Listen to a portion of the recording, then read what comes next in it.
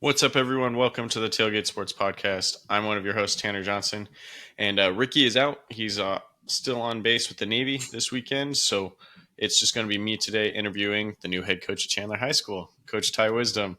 So, Coach, you want to introduce yourself real quick? Yeah, obviously excited to be at Chandler High, and been hit the ground running here, and just right after Christmas break, and it's been good so far. That's great. That's great. So, Coach, obviously you coached here in Arizona for a while at Horizon and at Desert Ridge, I Desert believe. Vista. Desert Vista. At Horizon Desert Vista, you took Horizon to the Open Championship tournament in one of the first years. And then you go back to your home state of Nebraska, win a state title there, and now you're coming back. So, my first question is kind of what prompted you to come back and take over Chandler High School? Yeah, I think the biggest thing was we really enjoyed the valley and living out here. Mm-hmm. But when a school like Chandler,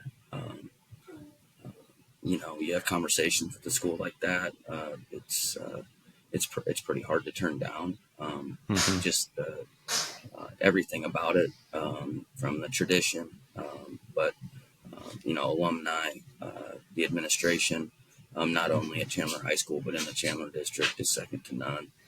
Mm-hmm. And so, just it seemed like after a long interview process and getting to know each other, I thought it was a really good fit. That's good to hear. Then, obviously, bouncing off of that question, my next just immediate question is what kind of got you into coaching in the first place? Yeah, I started coaching actually my my freshman year in college. Was I had played for a guy in an all-star game, and had an injury to where I was, like, maybe I'm gonna just get into coaching, and I was able to coach high school ball throughout, um, while I was going to school, and always knew I wanted to be a teacher. I grew up in a household. My dad was a teacher and a coach. My mom was a speech pathologist in the Mm-hmm. school system as well. So I knew that I wanted to be around kids and be in education. So Mm-hmm. I got an early start on that, and then just I've had great mentors throughout my whole career, and it's a great relationship business that they're all lifelong friends, and uh, and that's really I've since I was 19 years old, I've taken 1 year off, and it's just it's been a great run, and just built great relationships. That's awesome. I always think that the best high school coaches are the ones that have just done it for years and years, that they've just learned from every little bit that they're snatching. So, you said you've had tons of influences that have helped you. Can you talk about some of those influences and specifically what they helped you with? Yeah, I think number one, I grew up in a town, Lexington, Nebraska, where um, I just admired all my coaches, um, and just it was from Coach Locks, my head football coach, to my dad, who was an assistant, to Coach Thorell and some other guys. They were staples in the community. They were just great people, high character men. That It really didn't matter what X's and O's they were teaching us. It was one of those things, like whatever they told us was gold, and we were going to run through a wall for them. And that's how we had success. And that's just my big belief is, as far as building relationships with our kids, getting them to trust us.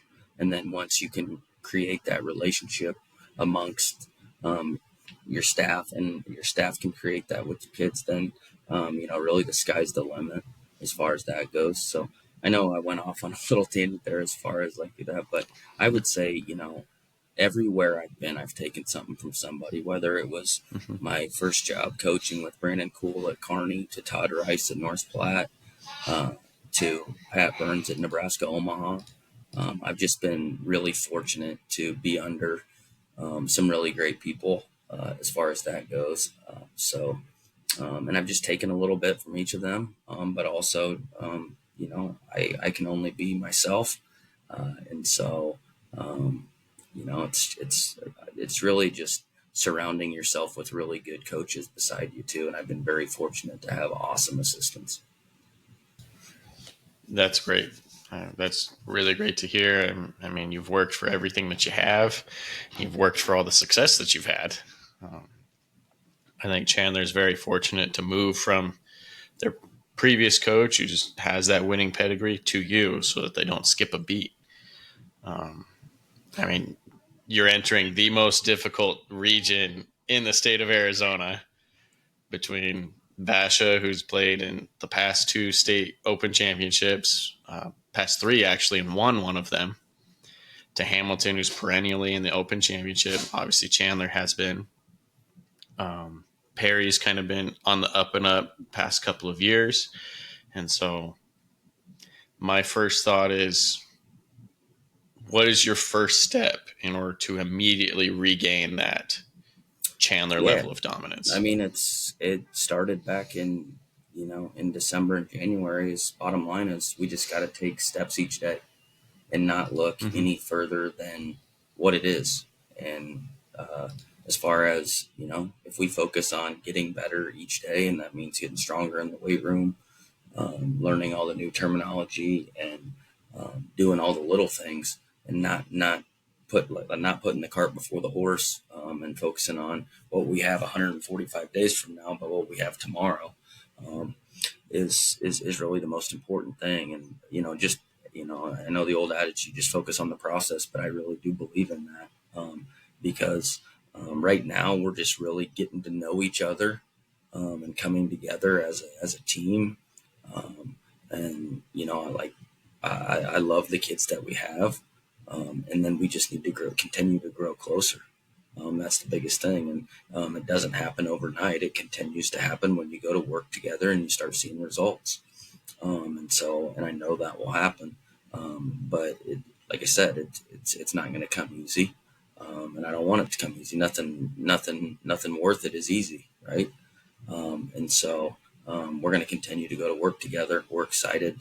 I should say I'm very excited of what we've done in the weight room the last couple months. We have a big, next 2.5 months in the weight room and training together. Before we kick the season off. But right now the kids are coming in with great attitudes and working, and that's Mm-hmm. all we can ask right now. Yeah, that's great. Castile High School is also in your division. They're getting a new head coach as well. They've kind of them and Perry have kind of been the bottom of your division for the past several years. But Castile's new head coach is coming from the college level, Division III school in Oregon. He's coming down. I had the opportunity to interview him, and um, he has a lot bigger of a challenge kind of going forward. Chandler already has that culture that you're trying to add your own little flavoring into. But obviously, coming into this, you're working your boys, making sure that they're buying into what you're saying. Um, and so for me, what is your philosophy going into this season, versus your previous stops? Yeah, it really hasn't changed, to be honest with you. Biggest thing, I mean, it's about, philosophy is about, number one, us as coaches taking these athletes where they can't take themselves. If we're not doing that, then we're really not doing our job as coaches. And at the end of the day, we want these kids to leave Chandler High School and come out of our football program better men. At the end of the day, like, we know that not every one of them is going to go play um, college football, but it's our job to help each and every one of these kids reach their full potential, and whatever that is. And just bring them close together. And that's why I love the game of football, because it's just something about, doing something for the guy beside you, doing something bigger than yourself. It's one of the things about that we've kind of instituted in our program is it's not about me. We're going to continue to preach that all the time, and just have the whatever it takes attitude. Whatever I need to do to make the team successful, I'll do it. Kind of that chop wood, carry water mentality. And so Like I said, I like how the kids are buying into it. And that starts from the top with me and our coaches. Yeah, that's great. I mean, you have to have that in locker room culture established and have those players kind of leading with you. Um, since you said since past Christmas break, so pretty much January ish, you've been here. Has there been any particular players leading into this next season that have stepped up and immediately showed you like that's a leader in this locker room right now? Yeah, I mean, I really don't even want to single anybody out right now because there's been a lot of them, to be honest with you. And right now we're just in the process of starting we go through a 6 week leadership class, as far as, talks about, how do we develop leaders? What kind of leader are you? Are you a vocal leader? Do you lead by example? And different people that maybe they've admired that are really good leaders, and how, leadership sometimes is a lonely place, and you're going to have to make hard decisions. And so we're just getting started with that kind of thing. Definitely have had a lot of kids step up in some of those spots, but right now it's new, right? Haven't gone through a lot of adversity with the new staff and like that. So I think that's really when your true leaders emerge, is when you start going through difficult times. We want to have those guys that the players can look at and say, yeah, we're fine. That next play mentality, those things like that. So yeah, but we've definitely had some kids step up and do that, whether they're, it's been some younger kids doing some really good things as far as being leaders. And I'm not a believer that you got to be a senior to be a leader or a team captain like that. Like, um, you know, you might be a sophomore, you might be a junior, whatever that is. I don't think you an age or a grade level on a kid's leadership ability and how he affects other people on the team. Yeah, that's great. I love that you're doing that leadership class. That you're like teaching these boys like what it means to actually be a leader. Like it's not easy. Yeah. Like it's not an easy thing. I know that's definitely a special thing that you are bringing to the table that I haven't heard really at all across all the interviews that we've done. I'm really Yeah, impressed by that idea. I started doing it a couple years ago, and then have just dove into it deeper each year. And because like I said, I think I do believe leaders can be developed. I do believe you can teach kids how to do that, but not every kid is a leader, and that's good for them to find that out too, and that's okay. Um, the biggest thing we talk about is, being a great leader is, um, you know trying to benefit somebody else without you getting anything in return, right? And so and that's what we're looking for in our leaders in our program. Because if it's the other way around, then it's manipulation. And we talk about that as far as that goes. So it's, hey, I genuinely want our kids to be happy for the success of their teammates and each other, and celebrate that together. Because, like I said, when you develop that trust and that cohesiveness amongst a group of men, it's pretty crazy what you can accomplish. So that's fantastic. My next question is kind of more focused towards your program building. I know a lot of schools around here, the head varsity coach at the high school has a large hand in the youth program to kind of funnel the players up into his varsity level. Um, and that's what Liberty has done. That's what a couple of others are trying to establish now. And so, are you going to kind of be a little hands on, I guess, with the youth program, or are you going to kind of let them do their thing? Yeah, no question. I think it's really important that you need to be involved. And the biggest thing is, build again. It's about relationships, and so. But yes, we are going to. We have some things in store coming up very shortly, um, to where we're going to get the ball rolling as far as that goes. But I do believe that I need to be very involved in the youth program. and just be accessible. But and then the other part of it is I want to make sure that we're putting out something that is a really good product, and I don't mean really good product by hey we win every single game as far as the youth level, but we're putting out tremendous um, coaches that are teaching these kids the right way, not only from a football standpoint, but also a character standpoint. I think that can be lost sometimes, but I do know this that whether it's my son or somebody else that is maybe going to look at going to play for a youth football team, I'm not looking at how many wins they've had or what it is. I'm looking at who's coaching them, how are they treating them, and are they going to learn and are they going to have a good experience? Because at the end of the day, we all want them to see. We want these kids to really love the game because they're the future of it. We want them to love the game, but also, learning it the right way and getting it taught that way. Because, we all know that, a kid has a bad experience at 8, 9, 10, 11 years old. They may not play. And so it's just such an integral part of,